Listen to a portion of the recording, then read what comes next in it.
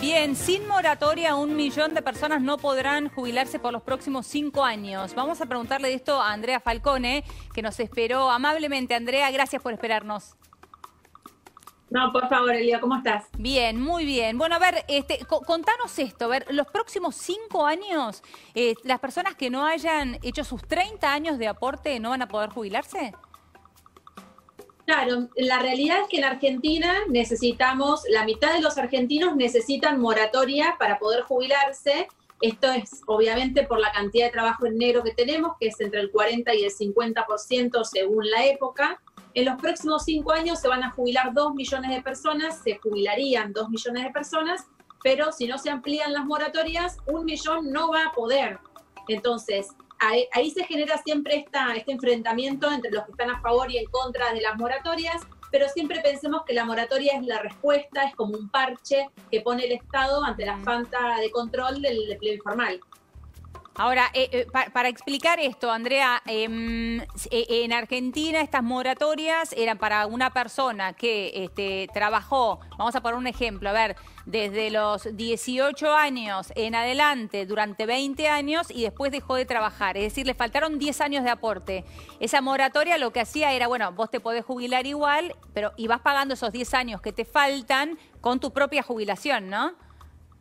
Sí, puede ser en distinta proporción. En este momento, por ejemplo, una mujer de 60 años con las moratorias actuales puede comprar hasta 25 años, no puede comprar los 30 y podés comprar diferentes periodos según lo que necesites para completar los 30. Obviamente, debido a que el empleo informal impacta sobre todo en los sectores más vulnerables, digamos, hay diferentes cuestiones que entran a jugar ahí, entre las cuales está también el género, ¿no? Las mujeres tienen una tasa de informalidad más alta. Si vivís, por ejemplo, en el conurbano, tenés el doble de posibilidades de trabajar de manera informal. Según el trabajo que desarrollás, por ejemplo, servicio doméstico, empleados de la construcción, agricultura y ganadería tienen una tasa de informalidad superior al 70%. Entonces, son todas cuestiones que hacen que reflejen después en la jubilación estas estructuras de poder, porque obviamente los que trabajan en corporaciones esto no les sucede, los que trabajan en gremios, digamos, en empresas de gremios fuertes, eso no les sucede, pero después queda una gran cantidad de gente que muchas veces dicen trabajé 20, 25 años o 30, pero al no haber trabajado en blanco tienen huequitos todo el tiempo que hacen que no lleguen al piso de 30. Claro. Ahora, ¿por qué hablamos de los próximos 5 años? Porque es una proporción muy interesante poder ver que en los próximos 5 años 2 millones de personas van a entrar en la edad jubilatoria, de las cuales 1 millón, con suerte y de los sectores más privilegiados, digamos, entre comillas, van a alcanzar los 30 años de aportes. Y el resto no. Entonces, hay una respuesta que se tiene que dar desde el Estado, que va a seguir siendo seguramente una moratoria previsional, pero Elio, yo creo que en algún momento tenemos que hacer una planificación más a largo plazo, pensando en los próximos 30 años, y ver de qué manera podemos incrementar el empleo formal y de qué manera podemos contribuir al sistema para que sea más sustentable. Claro, porque en el fondo de la cuestión tiene que ver con esto que marcabas, ¿no, Andrea? Digo, tenemos el 40% de la economía en negro y el empleo informal impacta directamente en esto, ¿no? Cuando llega la hora de jubilarte, tenés estos problemas. Te voy a decir que impacta directamente, ¿por qué? Porque al haber trabajado en negro en ciertos periodos o durante toda tu vida laboral, como pasa mucho con los trabajadores rurales, por ejemplo, no me puedo jubilar si no es con moratoria. Y si uso moratorias me miran con mala cara como si fuera una persona que está recibiendo un regalo. Pero además de eso, vos sabés que esta estructura que yo te decía de poder que se refleja, las mujeres tienen jubilaciones 44% más bajas que los hombres. ¿44%? Un informe del Congreso de esta semana. Mirá, es mucho, 44% más baja que los hombres, es muy grande. Muy grande.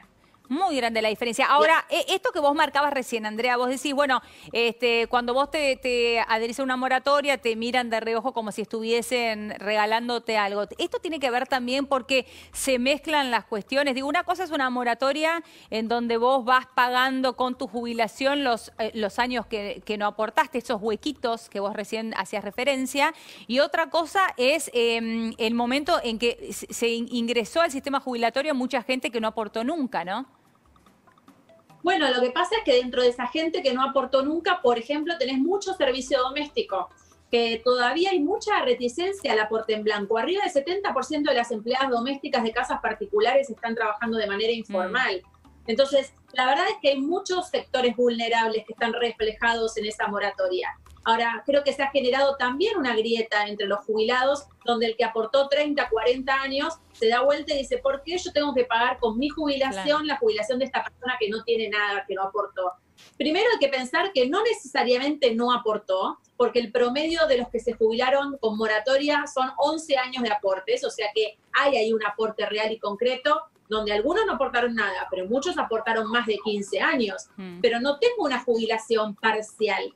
Y además, la distorsión está en el sistema en sí mismo. ¿Qué hago yo con esas personas? ¿Las dejo sin ingresos porque no tuvieron la suerte de trabajar en blanco? Digo, es un planteo muy profundo que hay que hacer. Claro, es muy profundo lo que vos estás marcando, porque al mismo tiempo decís, bueno, es cierto lo que, digo, da para mucho esto, Andrea, ¿no? Pero digo, es cierto, vos no podés dejar afuera mucha gente porque no tuvo la suerte de tener un empleo en blanco, y por el otro, la realidad también indica que si no, el sistema jubilatorio no es sustentable. Digo, ¿cómo se hace con una base económicamente activa y en blanco cada vez más chica? ¿Sabes cómo, Elio? Tomándonos el tema en serio y dando un debate real y concreto sobre bases empíricas, con números, como se hacen las reformas previsionales en el resto del mundo. No se hacen con parches en los últimos 5 minutos de la carrera. Se hace pensando en los próximos 30 años. Y yo tengo que hoy pararme en Argentina y ver dónde va a estar nuestro sistema previsional y nuestros trabajadores dentro de 30 años. Y proyectar. Porque en la medida en que siga proyectando en los últimos 5 minutos, lo único que hago es incrementar la litigiosidad previsional.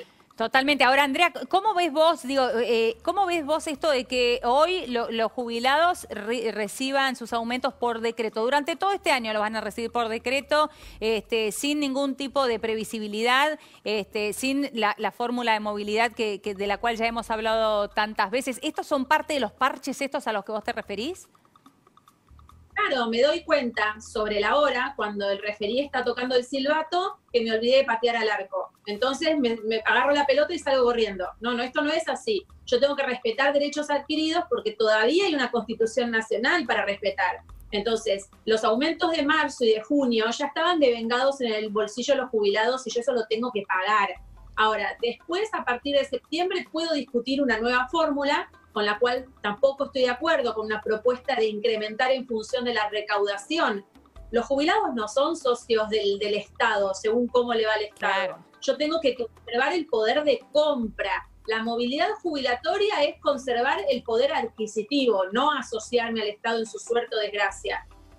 Claro, es importante esto que estás marcando, porque es cierto que de esta manera lo asociamos a su suerte o desgracia, y lamentablemente sabemos que ahora estamos hablando de la desgracia, ¿no? Porque la recaudación es cada vez menor en épocas de crisis como esta. Elio, no te lo digo yo, solo 5 países del mundo tienen una movilidad jubilatoria atada al crecimiento, a la recaudación. Algo de eso nos tiene que decir. Si la mayoría de los países del mundo incrementan por cómo crecen los salarios o la inflación, pensemos quizás que no estamos eligiendo el camino correcto. Clarísima. Andrea, como siempre es un placer hablar con vos. Muchas gracias. A vos, que estés bien. Beso grande. Hasta allí, Andrea.